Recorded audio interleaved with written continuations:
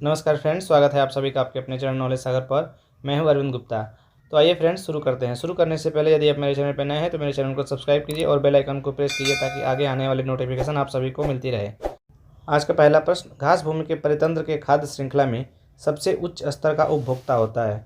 1 शाकाहारी व मांसाहारी दोनों, 2 जीवाणु, 3 मांसाहारी, 4 शाकाहारी। तो फ्रेंड्स यहाँ घास भूमि क्षेत्र के पारिस्थितिकी तंत्र की बात की गई है कि जो खाद्य श्रृंखला होती है, फूड चेन होता है, उस फूड चेन में सबसे जो उच्च स्तर का जो उपभोक्ता होता है वो कौन सा होता है? तो फ्रेंड्स सामान्यतः अगर घास तंत्र में अगर हम फूड चेन की बात करें तो सबसे पहले होता है घास। घास जो होता है वो प्राथमिक उत्पादक होता है और इस घास को कौन खाता है? इस घास को खाते हैं टिड्डे। ये हो गए हमारे प्राथमिक उपभोक्ता। और इन टिड्डों को कौन खाता है? मेंढक। ये हमारा हो गया द्वितीय उपभोक्ता। और मेंढक को कौन खाता है? सांप। और सांप को खाता है कौन? बाज। इसलिए इस प्रश्न का उत्तर होगा तीसरा, मांसाहारी। नेक्स्ट, भारतीय संसद द्वारा जैव विविधता अधिनियम पारित किया गया था? 11 दिसंबर 2002, 16 अक्टूबर 1990, 10 दिसंबर 1980, 11 मई 1972। तो इसका सही जवाब है फ्रेंड्स 11 दिसंबर 2002। 11 दिसंबर 2002 को भारतीय संसद द्वारा जैव विविधता अधिनियम को पारित किया गया था। नेक्स्ट, निम्नलिखित में से कौन सी कृषि करने की प्रक्रिया पर्यावरण संरक्षण में सहायक है? 1 जैविक खेती, 2 अधिक उपज वाली किस्म की खेती, 3 ग्लास हाउस में पौधे लगाना, 4 शिफ्टिंग खेती। तो इसका सही आंसर है फ्रेंड्स 1 जैविक खेती। पर्यावरण संरक्षण में जैविक खेती बहुत ही कारगर होती है।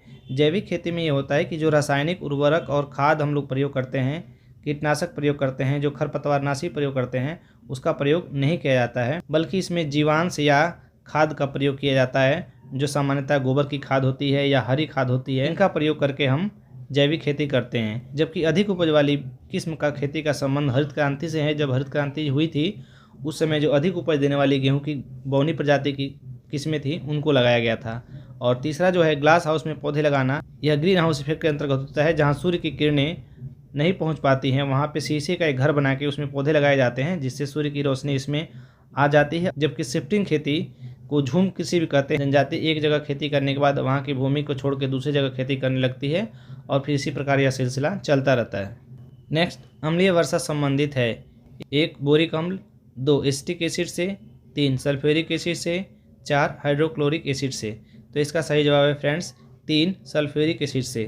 फ्रेंड्स, अम्ल वर्षा या इसको इंग्लिश में एसिड रेन कहते हैं। एसिड रेन वातावरणीय प्रदूषण, जो वातावरण में जो प्रदूषण होते हैं या उद्योगों से जो धुआं निकलता है, कचरा निकलता है, या गाड़ियाँ जो चलती है उससे विभिन्न जो रासायनिक पदार्थ निकलते हैं, सल्फर डाइऑक्साइड, नाइट्रोजन ऑक्साइड, ये सारी गैसें जो होती है वायुमंडल में जाती है और वायुमंडल में ऑक्सीजन तथा बादल से जो वर्षा होती है उससे रासायनिक अभिक्रिया करके सल्फ्यूरिक एसिड तथा नाइट्रिक एसिड बनाती हैं, जो पृथ्वी पर वर्षा के रूप में नीचे गिरती हैं।